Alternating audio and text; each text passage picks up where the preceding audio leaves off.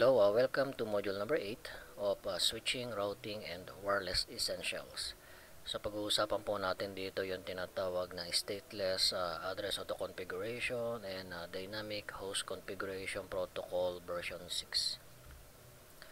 So the objective of this module is to explain how an IPv6 host can acquire its IPv6 configuration, explain the operation of stateless address auto configuration, explain the operation of Dynamic Host Configuration Protocol version 6, and configure a stateful and stateless Dynamic Host Configuration version 6 server.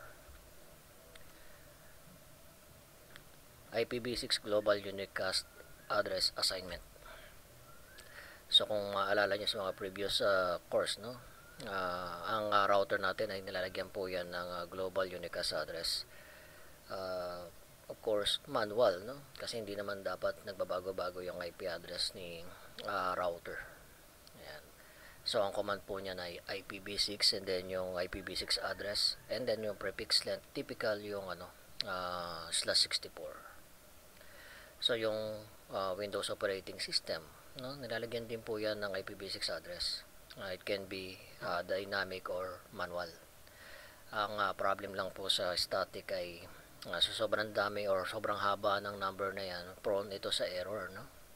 Yan. Tapos time consuming pa. So pag-usapan naman natin yung tinatawag na link local address, no? Yung nagsisimula sa sa hexadecimal na FE, ano, tapos 80. So if automatic IPv6 addressing is selected, the host will use an ICMPv6 router advertisement message to help it auto-configure an IPv6 configuration. The IPv6 link local address is automatically created by the host, no, when it boots and the Ethernet interface is active. So the interface dito sa sample natin did not create an IPv6 global unicast address kasi po wala tayong router present sa network. So take note of the percent symbol and number at the end of the link local address. Tinatawag daw po yan na zone ID or scope ID and is used by the operating system to associate the link local address with a specific interface. So hindi rin naman po kasama sa scope ng course natin yan, no? Yung regarding just a percent number. So if you want to know more about DHCP basics, no? Pwedeng basahin ang request for comment 3315. So, by default, an IPv6 enabled router periodically sends an ICMPv6 router advertisement. So, pinapakita po niya sa mga devices yung presence niya, no? Including kung ano po yung network address na ginagamit niya at yung prefix length.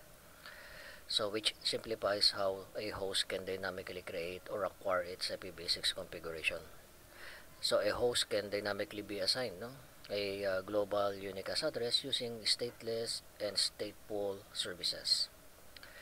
All stateless and stateful method in this module use the ICMPv6 router advertisement messages to suggest to the host how to create or acquire its IPv6 configuration. Although host operating system follow the suggestion, no, of the router advertisement, the actual decision is ultimately up to the host. So as you can see here dito sa ating illustration, no, yung pagko-configure po ng dynamic global unicast address, no, meron pong dalawang method, no, stateless saka stateful. Sa loob ng stateless meron din dalawang paraan pa, no, para mabigyan ng IP address yung client. Yung stateless address auto configuration only. So ibig sabihin niyan magbabase lang po yung client doon sa prefix or yung network address saka prefix length ni router. Wala nang iba, no? So mayroon pong absence dito ng mga configuration such as DNS server. So if you wanted na yung client natin ay magkaroon naman po ng mga DNS server address at domain name, pwedeng gamitin po yung stateless address auto configuration with DHCP basic server. So dito sa sample na ito, no, ang addressing ay magbabase sa prefix na ibabato ni router Yung other option such as DNS configuration ay manggagaling naman po sa DHCP basic server. So, both sa method na to, no, walang way para malaman natin kung ano na yung mga IP address na ibinibigay sa client natin. Not like the stateful method, ano, which is yung full functional DHCP basic server. So dito po siya po yung magpo-provide talaga ng IP address, DNS server IP address, saka domain name at iba pang settings, no. So ano ba ang laman ng router advertisement message? So meron po yung tinatawag na plugs. So how a client obtain an IPv6 global unicast address depends on the settings in the router advertisement message. An ICMP-V6 router advertisement message includes the following 3 plugs. Meron pong A plug for address auto-configuration. So it signifies to use stateless address auto-configuration to create an IPv6 global unicast address. Meron naman daw po tayong O plug or tinatawag po na other configuration plug. It signifies that the additional information such as DNS server, domain name is available from a stateless DHCP-basic server. So we have also M plug. So the manage address configuration plug signifies to use stateful dynamic host configuration protocol version 6 server to obtain an IPv6 global unicast address. So using a different combination of these plugs, router advertisement messages informs the host about the dynamic options available. So stateless address auto configuration. So not every network has access to the DHCP server, pero mga host natin nangangailangan po yan ng tinatawag na global unicast address. So the stateless address auto configuration method enables hosts to create their own unique IPv6 global unicast address without the service of the DHCP basic server.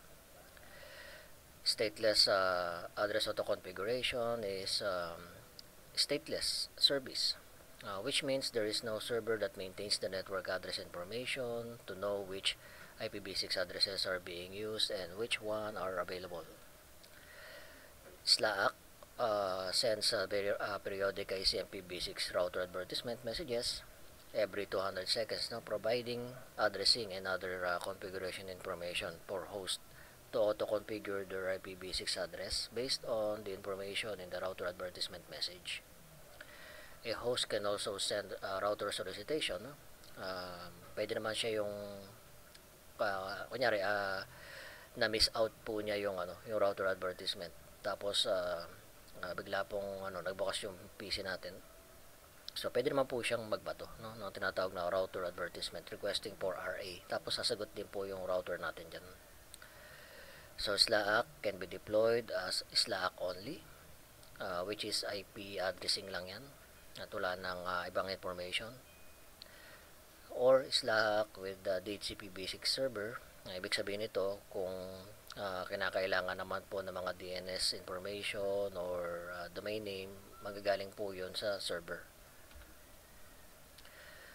So how to enable yung Slack natin? Of course, kailangan natin maglagay ng global unicast address interface ng router natin, including the link local address.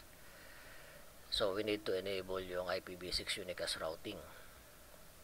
Okay? So kapag enable po na nito, magbabato na po ito ng router advertisement message doon po sa active interface. So RA messages from router 1 dito sa sample na to have the following plug set. Kung naka-Slack to, nakaset po yan sa auto configuration or nakaset po yung plug niyan sa 1. Ito pong O saka M ay nakaset sa 0. So to verify na meron na pong IPv6 yung ating host, sa Windows ipconfig, sa Windows po IPA. So ICMP-V6 router solicitation messages. So a router sends router advertisement messages every 200 seconds or when it receive a router solicitation message from a host. IPv6 enabled host wishing to obtain IPv6 addressing information sends an router solicitation message to the IPv6 all router multicast address of FF02::2. So, sampulan na lang muna natin, no? Yung tinatawag na SLAAC dito sa topology natin. So, double check muna natin itong R1 natin, no? Ay meron ng IP address. Show IPv6 int brief. So, kung wala pa, hindi mag-provide tayo ng IP address. So, check natin kung ano pong interface yung ginagamit niya.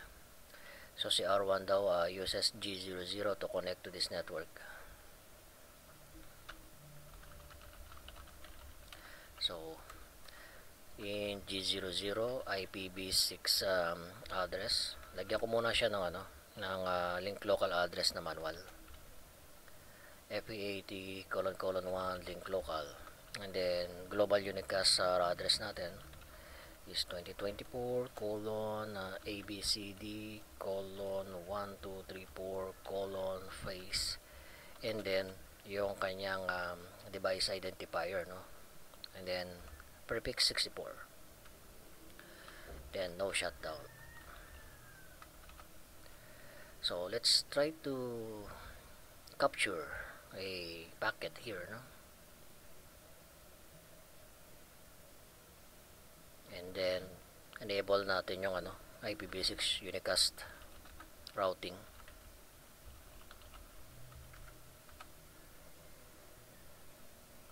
Ayan. So kung makikita nyo po, no, meron po dito ang tinatawag na router advertisement. So dito po sinasabi ni router, no, sa mga devices. So you can use my you can use the network ganito, tapos with this /64, and you can use my link local address as your default gateway. So tingnan naman natin yung ating client, no? Ayan. So start naman tayo dito ng capture natin while waiting, no, for our client to boot up. Yeah, maganda rin pong gumamit talaga nitong ng Wireshark para nabe-verify talaga natin yung mga mahalagang information.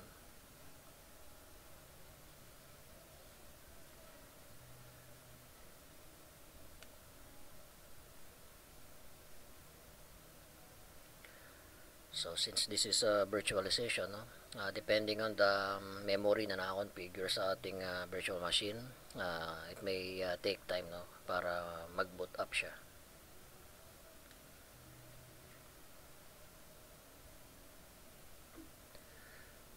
Yan. So kapag na-load na po yung mga driver niyan and so on, our client magbabato na po yan ng router solicitation.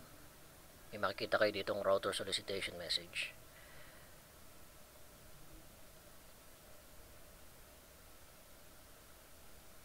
So balikan natin yung sa router.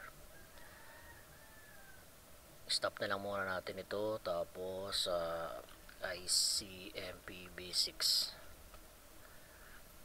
router advertisement ang hanapin natin. Hanapin natin itong yung plug na tinatawag niya, no? So ito yung plug.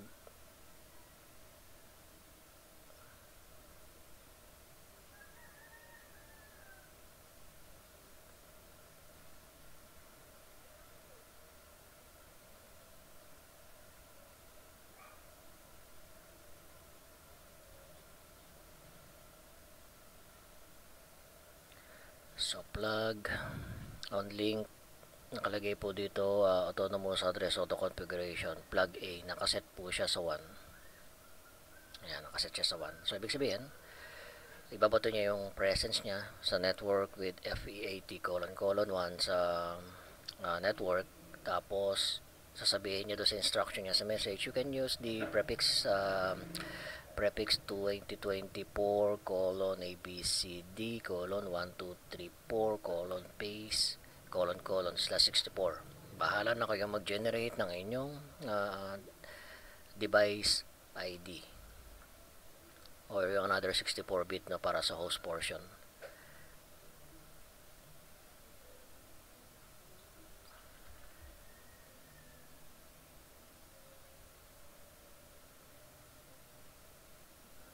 So, we're using the ipconfig/all.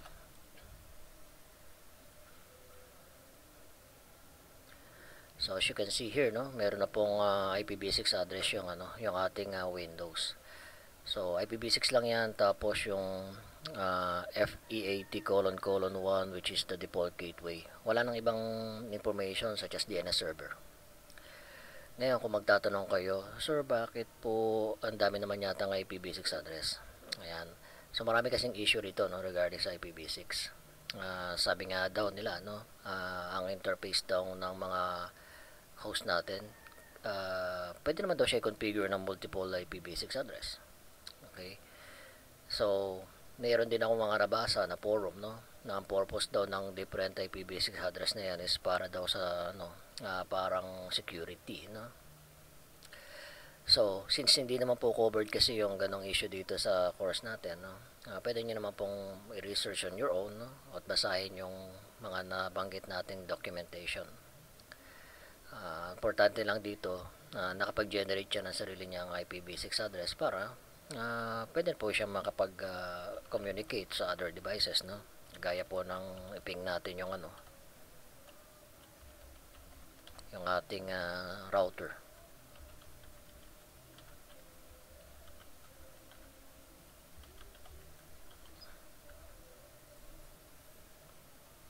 Okay. So, successful communication. So, stop na natin ito.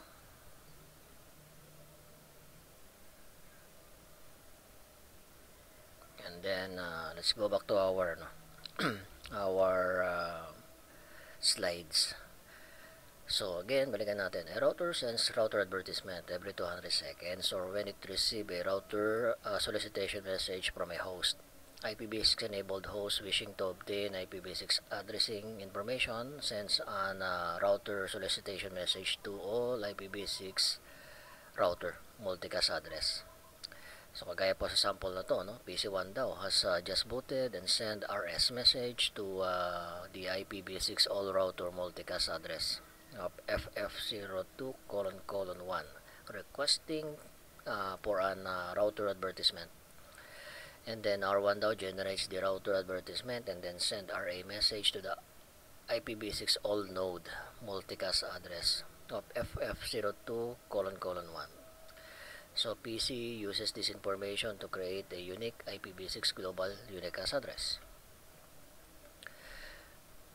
Host process to generate interface ID. So using the stateless address auto configuration, a host requires its 64-bit IPv6 subnet information from router advertisement and must generate the remainder 64-bit interface identifier, no. So sa mga modern operating system po, yan, randomly generated number po yan. Yan, the 64-bit interface ID is randomly generated by the client operating system. So this is the method now used by Windows 10 and sa Linux ganun din siya. Sa mga older operating system, EUI, no, extended yung ID na yan, EUI 64. So the host creates an interface ID using the 48-bit MAC address and insert the hex value of FFFE in the middle. Some operating system defaults to the randomly generated interface ID instead of the EUI64 method due to privacy concern. Kasi nga po nakamap dyan yung MAC address. Again, kung babalikan po natin kung ano po yung EUI, pag-usapan lang natin ang sandali, So, halimbawa, meron po tayong MAC address doon sa LAN card natin at lumang operating system ito, no?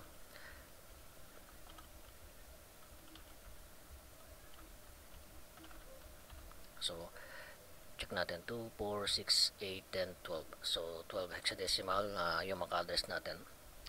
Si IEEE ay nag-provide po yun ang tinatawag na EUI64. Meron po siyang isisingit dito na na 16-bit value sa gitna niyan, yung FFFE. So kung natatandaan niyo po yung ating parts, no, ng MAC address, yung first 3 bytes dito yung tinatawag na OUI. Yung kabilang side, ito po, tinatawag na vendor assigned.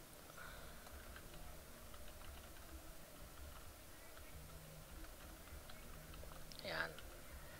So ito pong si IEEE AUI 64 16-bit ay isisingit natin dito sa gitna. Okay. So kaya lalabas ganito po 'yun.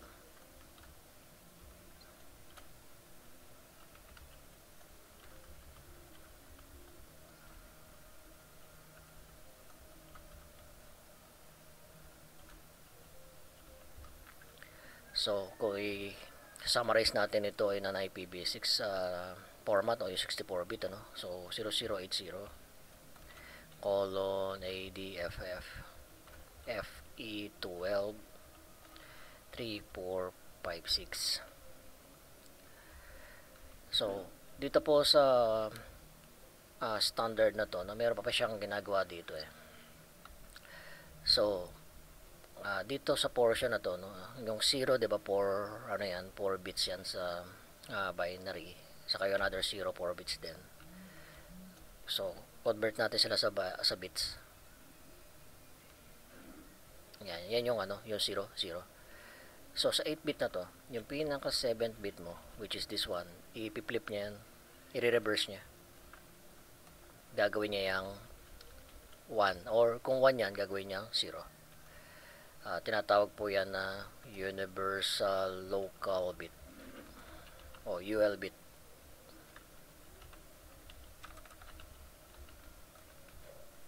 Ngayon kung bakit ganoon ang ginawa nila, you can read yung information sa EUI ano.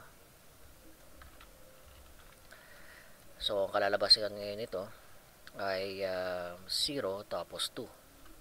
So 02 tapos 80 ADFF FE12 3456. So alam niyo ba doon sa interface ng router natin, kapag tayo ay nag-dynamic IPv6 address doon, AUI 64 yung sinusunod niya na may ganitong format. Okay, unlike sa mga modern operating system na randomly generated na siya.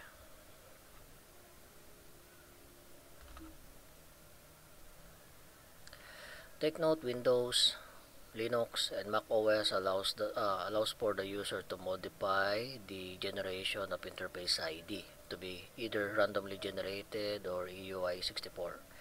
So regarding doon, hindi ko pa siya nasusubukan, no? Kasi hinahayaan ko na lang yung system na mag-create, no, ng sarili niyang another 64-bit. At since modern yung operating system na ginagamit ko, randomly generated yung ginagawa niya. Hindi ko pa nasubukan yung yung AUI para dyan. So pwedeng i-research na lang po on your own for practice na. So since randomly generated or dynamic po yung yung generation ng ID, paano kaya na-ensure na wala pong duplicate no na IPv6 address? So meron pong tinatawag na duplicate address detection. A Slack host may use the following duplicate address detection process to ensure that the IPv6 global unicast address is unique. A host will send an ICMPv6 neighbor solicitation message with a special constructed solicited node multicast address containing the last 24-bit of IPv6 address of the host.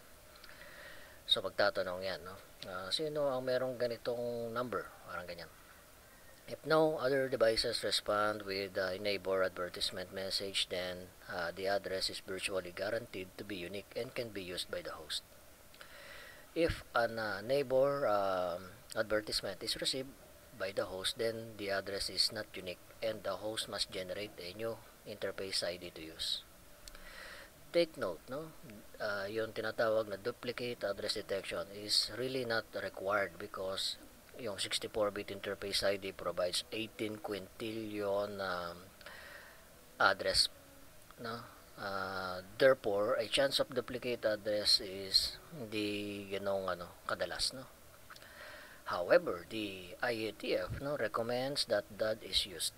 Therefore, most operating systems perform DAD on all IPv6 unicast addresses regardless of how the address is configured.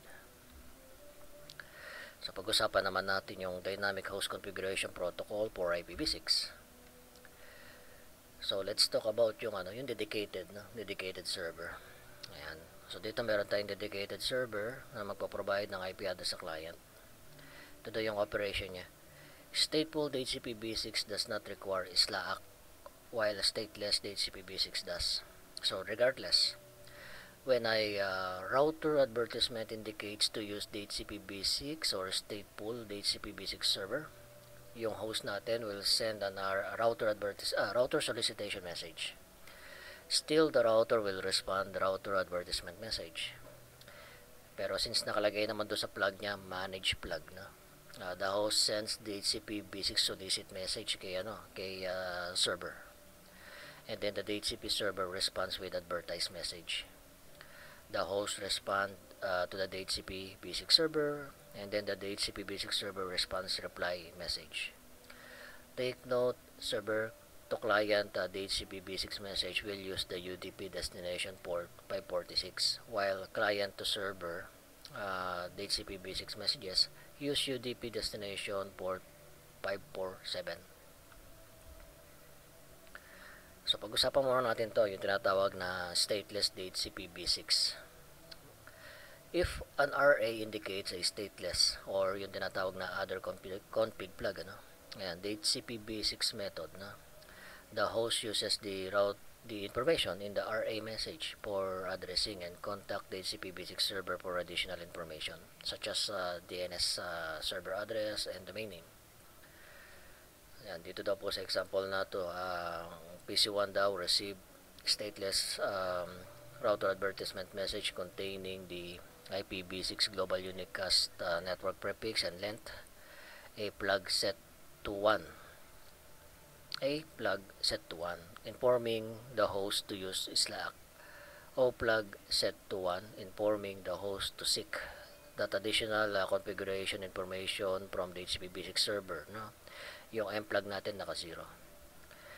So PC1 will send the DHCP-B6 solicit message seeking additional information from the stateless DHCP-B6 server.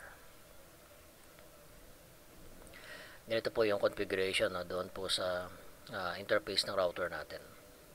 Nakalagay i-configure nyo po dyan IPv6 and the other config plug para malagyan po natin ng bit 1 or i-turn on natin yung plug ng O plug. Tapos ito po yung makikita natin na message. Host uses stateless autoconfig for addresses. Host use DHCP to obtain other configuration. So pag-usapan naman natin yung stateful DHCP-B6 server which has a dedicated DHCP-B6 server. If an RA indicate the stateful DHCP-B6 method, the host contact the DHCP-B6 server for all configuration information. Take note that the DHCP-B6 server is stateful and maintain a list of IPv6 address binding. So dito po sa example natin, yung PC1 naka-receive po ng stateful RA. Ibig sabihin yung M-plug nakaset sa 1. So PC1 sends a DHCP-B6 solicit message seeking additional information from stateful DHCP-B6 server.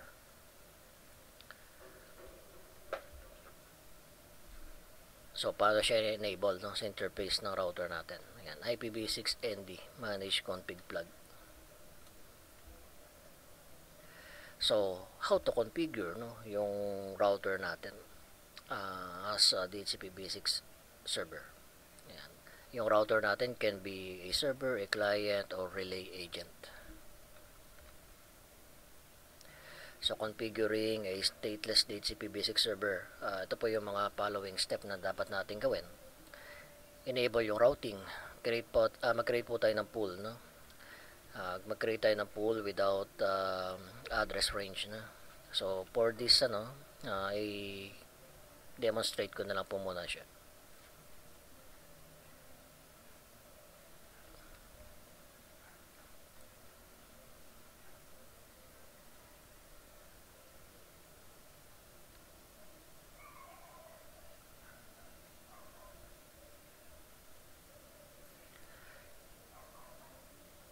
So as you can see in my topology, no, meron ako ditong DNS server. Ano lang to, MAC DNS server lang to. Hindi naman siya naka-configure ng bind. So meron lang siyang IPv6 address sa kanyang interface. So i-configure po natin si R1, no, to provide stateless DHCP-basic server.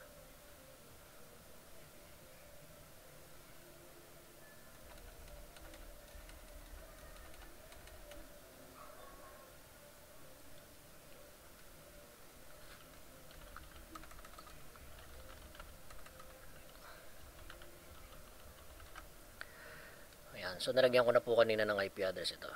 Ayan, yung 2024 ABCD1234 paid : 1. So anong gagawin natin?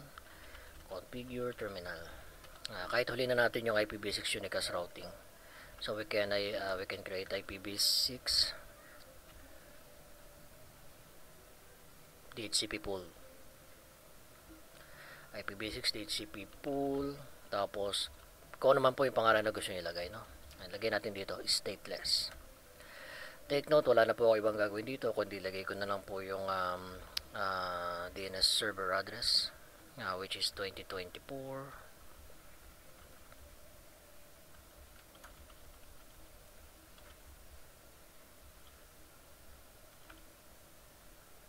So paid, in this case, ito po yung IP address ng ating DNS server. Lagyan na rin natin ang domain name, elixir.id.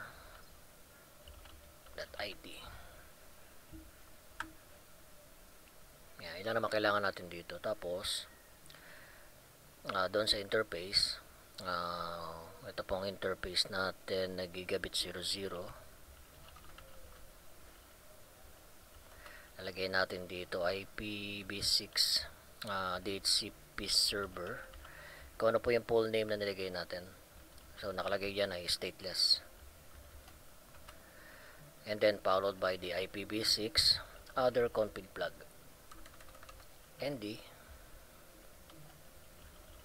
neighbor discovery other config plug.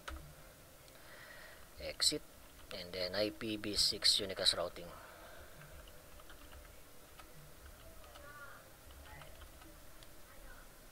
So subukan na natin on the client side. So we can capture, no, the packet. Tapos pwede nating i-filter ito, no, para nakita natin yung response ng DHCP-v6. Although nagka-capture din po yan ng ICMP-v6, no, para dun sa router advertisement and solicitation. Ito yung target natin makita.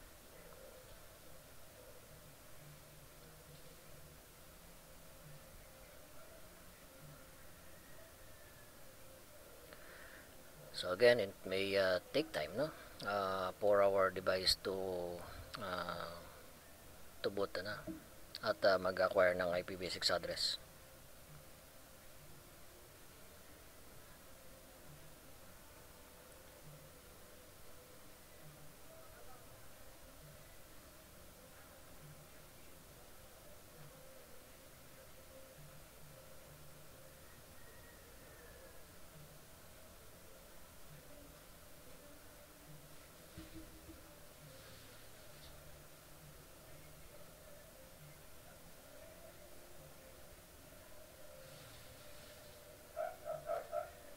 So meron tayo ditong DHCP basic solicit, advertised, yung response ng client, and then reply. So ano kayang laman ng reply? Tingnan natin, no?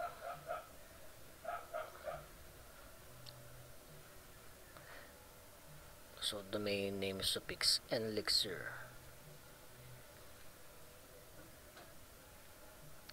So hindi naman po ako naglagay ng range, no, ng IPv6. So ibig sabihin, susundan po niya yung prefix, yung network prefix, tapos mag-generate siya ng sarili niyang number.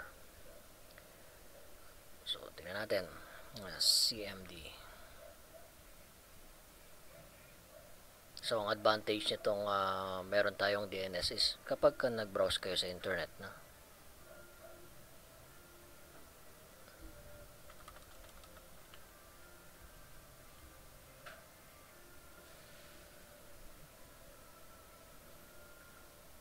Kasi pagka nagbabrowse tayo sa internet, name po yung nilalagay natin sa browser. So, ipconfig/all. Nakuha po niya yung DNS suffix na Elixir, yung DNS server address na 2, yung gateway na FE80::1, and then yung randomly generated IPv6 global unicast address na based doon sa ating router advertisement. So, pwede naman po natin tingnan yun eh. Stop natin ito. Tapos, ICMP-v6. Tama, ICMP-v6. Then, we have router solicitation.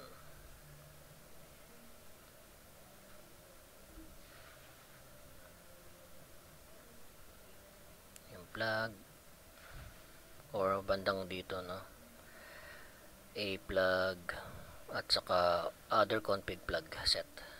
Yan yung sinasabi niya doon sa slide natin.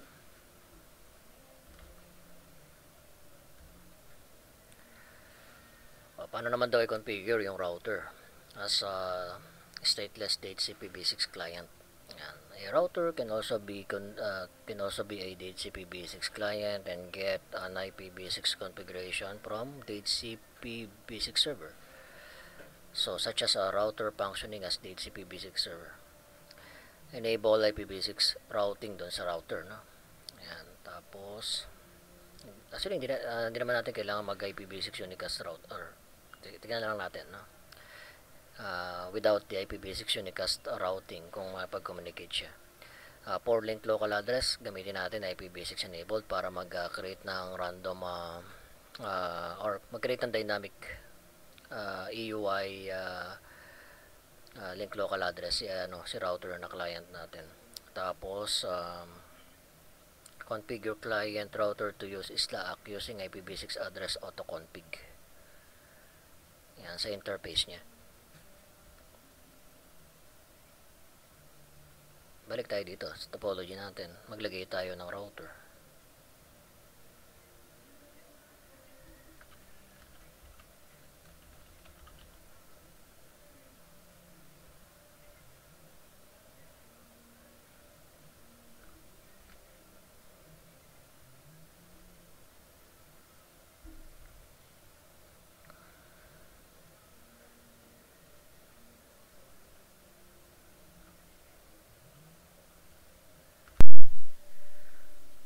So, dito na tayo.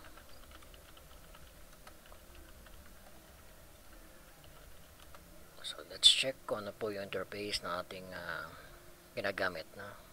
So, R2 is G00.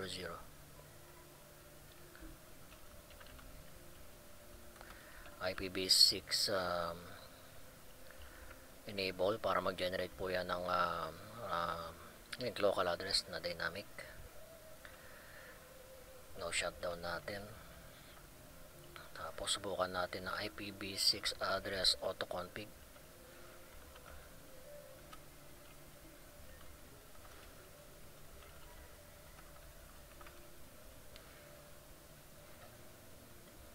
Yan.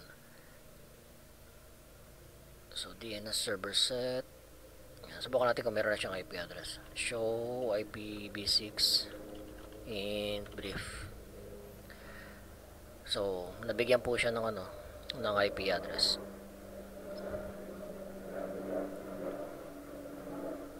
So, in this case pala, yung IPv6 unicast routing ay optional yun. Yan. Kaya na binanggit niya rito. Yan.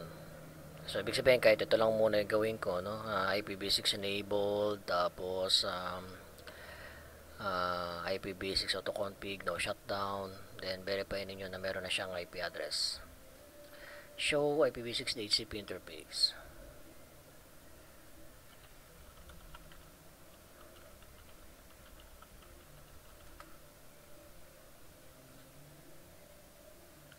So meron na rin po siyang domain name saka domain or DNS server address.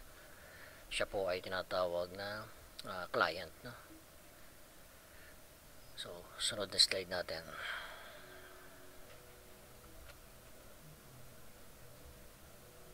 Yung stateful naman.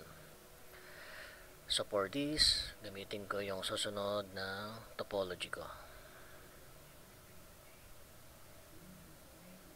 Stateful.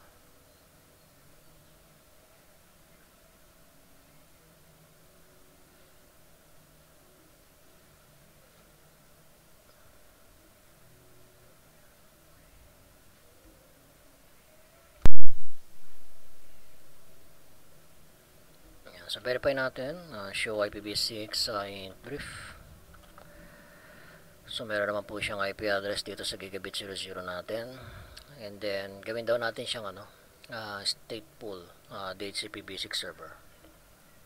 Ito yung susundan natin na parameters na. So kahit naman mahuli po yung IPv6 unicast routing, pwedeng unahin natin ay IPv6 DHCP pool stateful.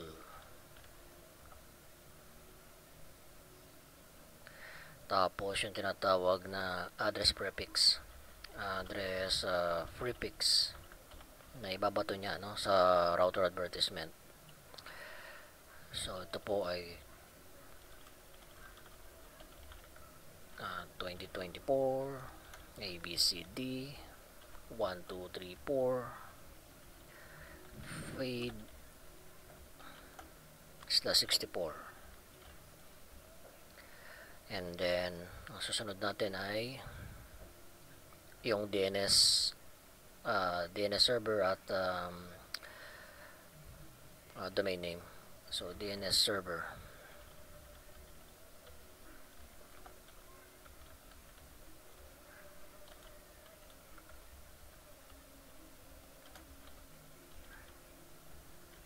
So colon 2 2024 ABCD 1234 paid colon 2 domain name, depende po sa inyong company, yan, ilang naman daw yung kailangan dito. Tapos exit doon po sa interface natin ng-00 ay ilagay natin IPv6 DHCP server, kung ano po yung pangalan nilagay natin sa pool, stateful. Double check natin stateful, double L nilagay ko stateful. Tapos IPv6 ND manage po lalagyan natin, manage config plug, followed by tanggalin natin yung auto config plug, IPv6 ND prefix default no auto config. Yan, tapos exit IPv6 unicast routing. So in short, magbabase po ito dito sa range na ginawa natin, at makikita natin mamaya na meron pong list or pinahirap yung router 1 sa device natin.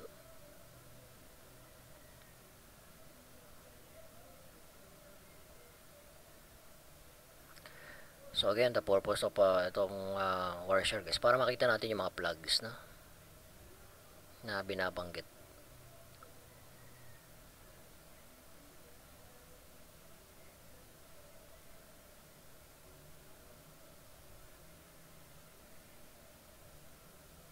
So naka-receive na siya ng router advertisement. Check nga natin.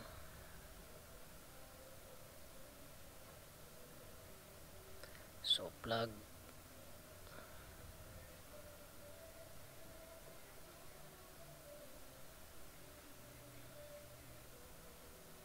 verify ko lang na nakamanage siya.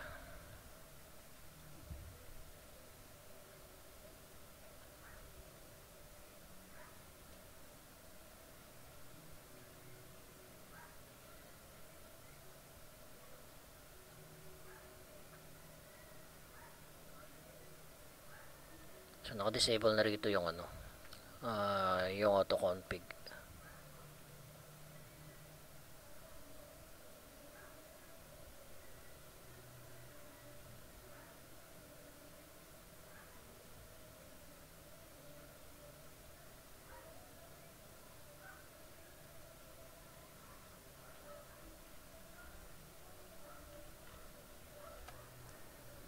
So ito yung DHCP. Pwede natin putulin, no? Yung capture natin. Tapos sa XMP basics.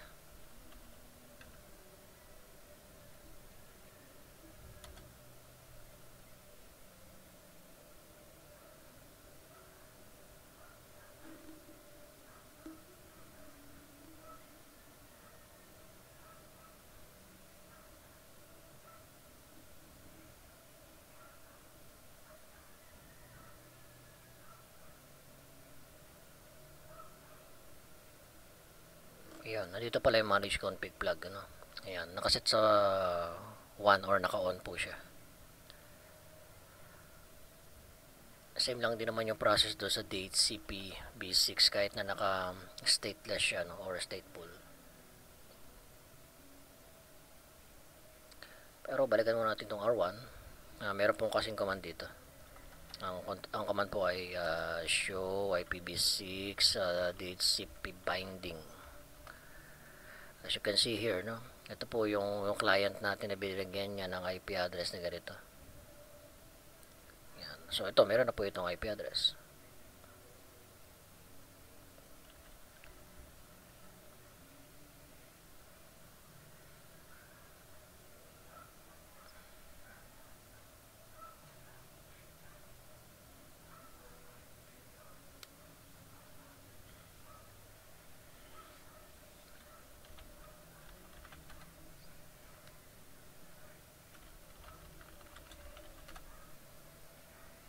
So ping kaya natin, ping 2024 ABCD 1234.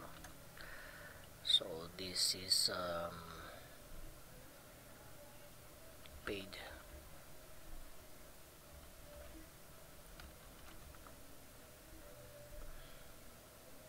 Nag-reply naman yung DNS server natin.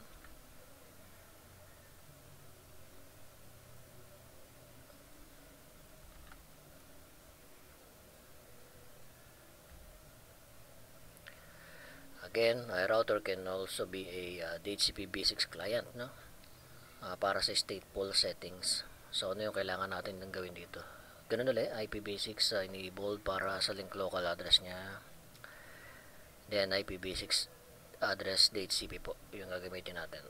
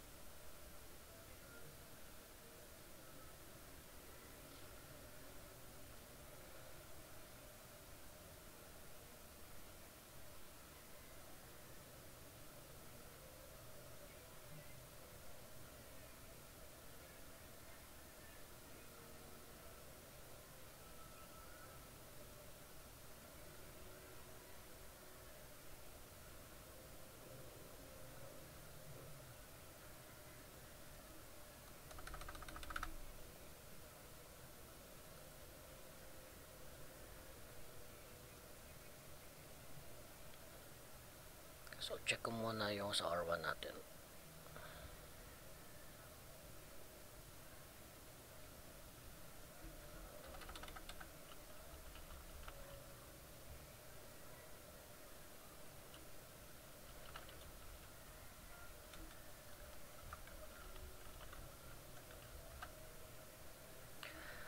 So ND advertise default router preferences. Medium host use DHCP to obtain routable addresses.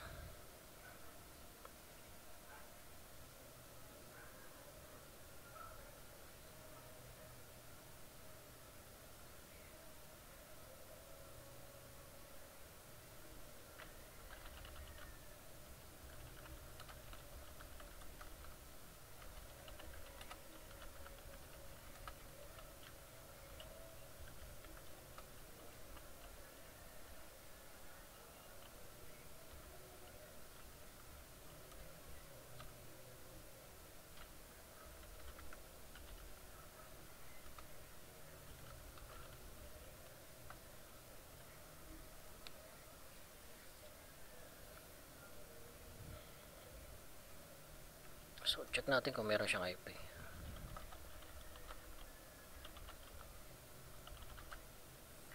So binigyan siya ng IP address. Show IPv6 DHCP interface G0. Ayan. So ito po yung information na binigay sa kanya. No? So balik ulit tayo dito.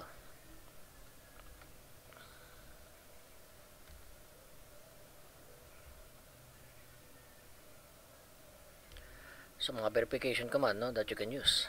Ayan, the show IPv6 DHCP pool command verifies the name of the DHCP v6 pool and its parameter. The command also identifies the number of active client.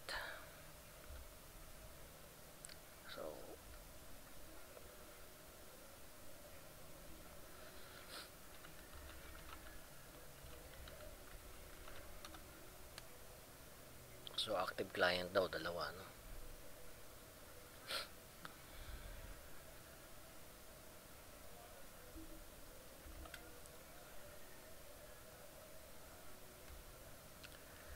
So we have the show IP DHCP binding command. Display the IPv6 link local address of the client and the global unicast address assigned by the server. So client link local address, global unicast address. So this information is maintained by a stateful DHCP basic server. A stateless DHCP basic server would not maintain this information. Walang laman yun.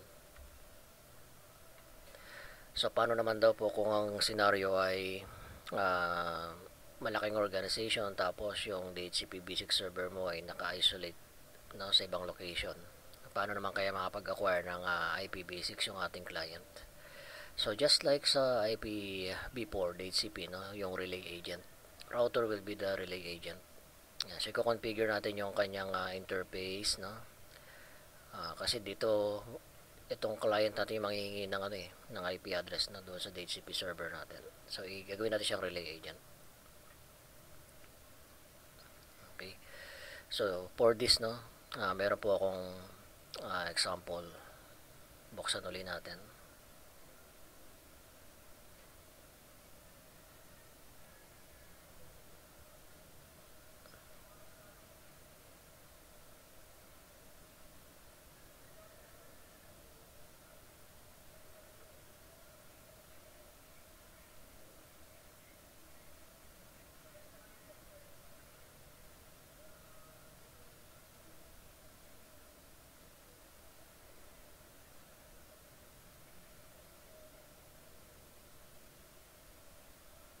So dito po sa example na to, meron po akong dedicated DHCP basic server.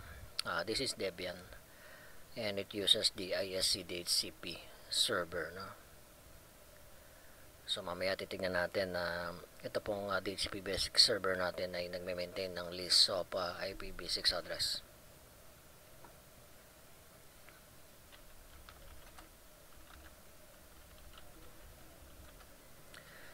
So check muna natin, using nano.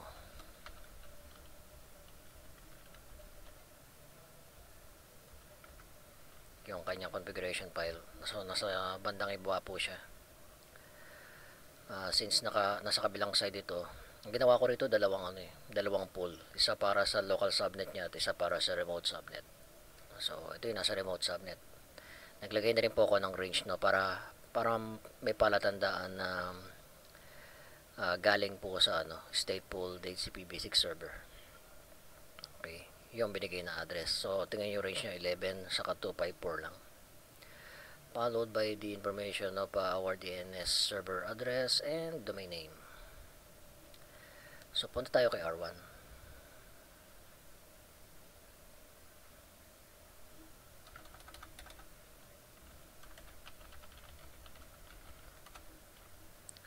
Bago yun, do show IPv6 int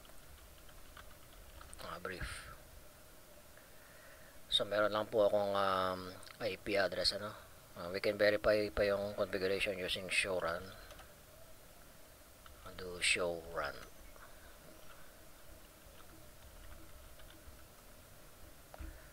So dapat walang IPv6 unicast routing sa ngayon, show run.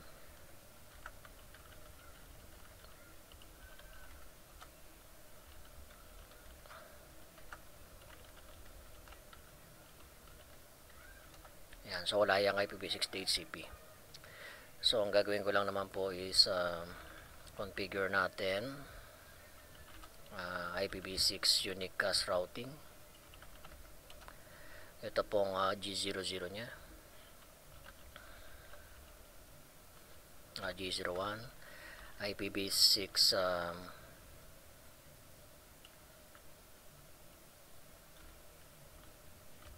and the manage config plug,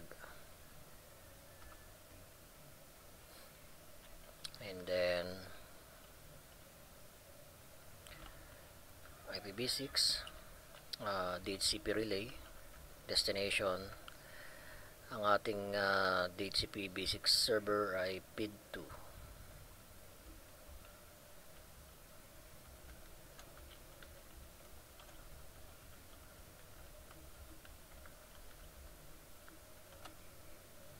So testingin natin. So buksan natin si Windows. Check na rin natin itong Wireshark, tapos filter natin ang DHCP para nakikita natin yung interaction.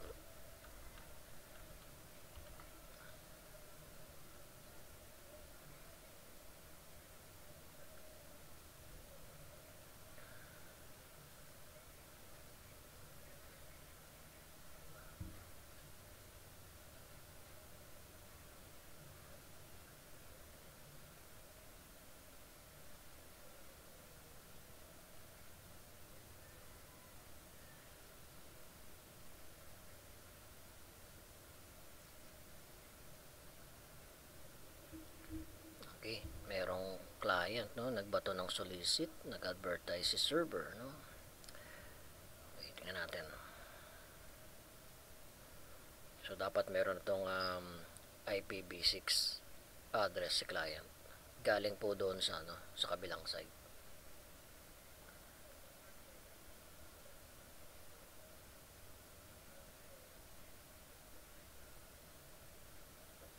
So check na rin natin si server. So more barlib DHCP D6. Yan, ito po yung yung binigay niyang IP address sa client.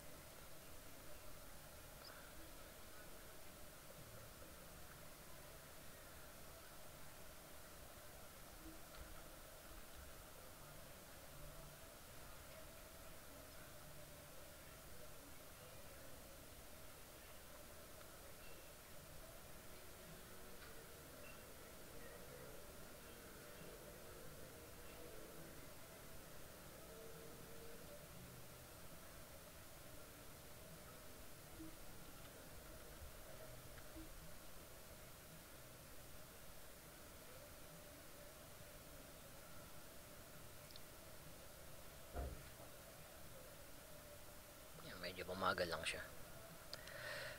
So bawas-bawas tayo ng screen.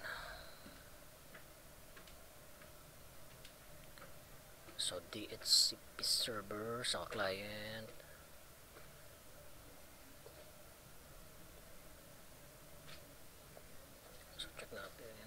Check natin.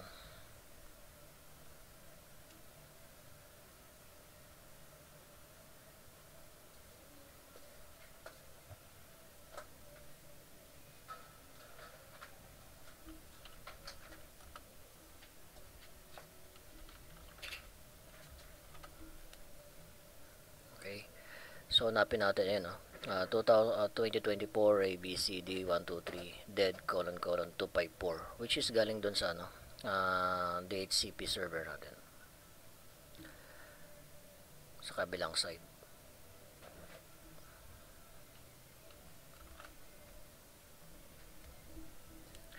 Sa verification, mga verification command for relay agent, no? Show IPv6 DHCP interface. So check nga natin yan kay ano, kay router.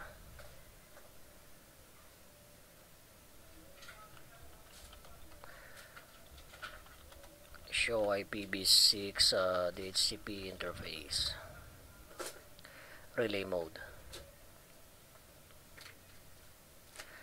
Yung binding wala, no? Wala tayong makikitang binding kasi ang DHCP server natin mismo yung ano yung Linux. So pinakita ko naman po yon using yung list file.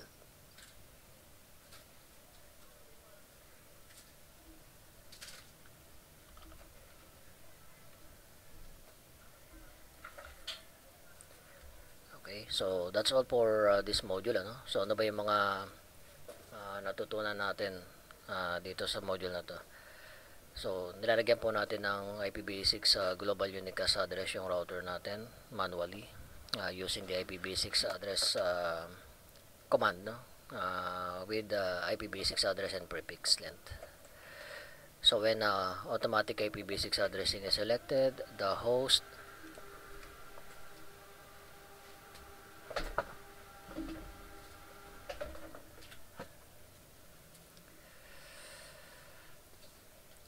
again when automatic IPv6 addressing is selected, the host will attempt to automatically obtain and configure IPv6 address information on the interface. The IPv6 local address is automatically created, no, by the host when it boots an Ethernet interface is active. So the decision of how, no, a client will obtain an IPv6 global unicast address depends on the settings within the RA message. An ICMPv6 RA message includes 3 flags, yung A, O, and M. So this LAAC method enables hosts to create their own unique IPv6 global unicast address without the service of the DHCP server. So this LAAC daw is stateless and uses ICMPv6 RA message, no, to provide addressing and other configuration information that would normally be provided, no, by DHCP server. SLAAC can be deployed as a SLAAC only or with DHCP v6 server. So the SLAAC only method is enabled by this command, no, yung IPv6 unicast routing. So to enable the router, to enable the sending of RA message, a router must be joined, no, sa IPv6 all router group using this command. Pwede nyo naman po ma-verify yan using the show IPv6 interface. All enabled Ethernet interface with the IPv6 GUA or global unicast address configured will start sending RA messages with A plug set to 1 and O plug and M plug set to 0.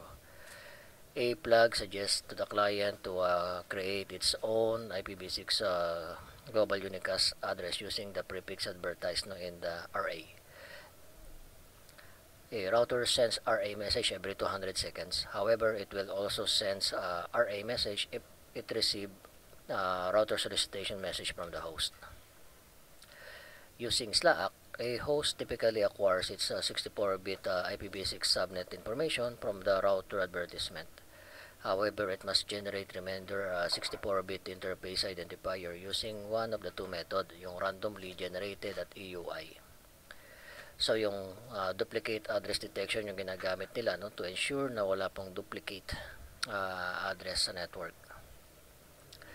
So the host begins the DHCP v6 client server communication after stateless DHCP v6 or stateful DHCP basics is indicated no, in the RA. So, doon po sa packet capture yan, makikita nyo po, no? Server to client, DHCP basics message, destination port 546. Yun naman pong client to server ay mayroong 547.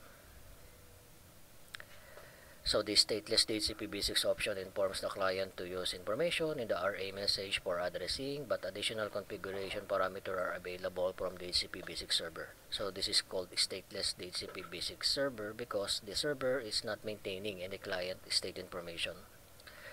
Stateless DHCP basics is enabled on the router interface using this command, no, yung IPv6 and the other config plug. In the stateful DHCP basics, the router advertisement message tells the client to obtain all addressing information from stateful DHCP basic server except the default gateway address, which is the source IP basics linked local address of the RA. So it is called the stateful because yung server natin nagme-maintain, no, ng IPv6 state information. Stateful DHCP basics is enabled doon sa interface ng router using the IPv6 ND manage config plug. So, Cisco iOS router can be configured to provide DHCP basic server services, no? As one of the following: DHCP basic server, yung client, or relay agent. A router can also be a client, no, and get IPv6 configuration from the DHCP basic server. Stateful DHCP server option requires that IPv6 enabled router tells the host to contact the DHCP basic server to acquire all required IPv6 network addressing information. For client router to be DHCP basics router, it needs to have IPv6 unicast routing enabled and an IPv6 link local address to send and receive IPv6 messages. So ito yung mga verification command na pwede nyo gamitin, no? Yung show IPv6 DHCP pool and the DHCP binding. If the DHCP basic server is located on a different network, no, then the IPv6 router can be configured as DHCP relay agent using this command, no, yung IPv6 DHCP relay destination and then yung IP address po ng DHCP server natin. So to verify, no, the DHCP basics relay agent is operational, you can use the show IPv6 DHCP interface and show IPv6 DHCP binding command. So again, no, I hope by this video, no, natutunan nyo po, no, yung iba't ibang method sa pag-configure ng IPv6 address sa client. Maganda i-try nyo rin po on your own, no. Ika nga mas maganda yung pinapractice natin para ma-master natin yung yung mga topics. So maraming salamat po sa inyong pakikinig at panonood.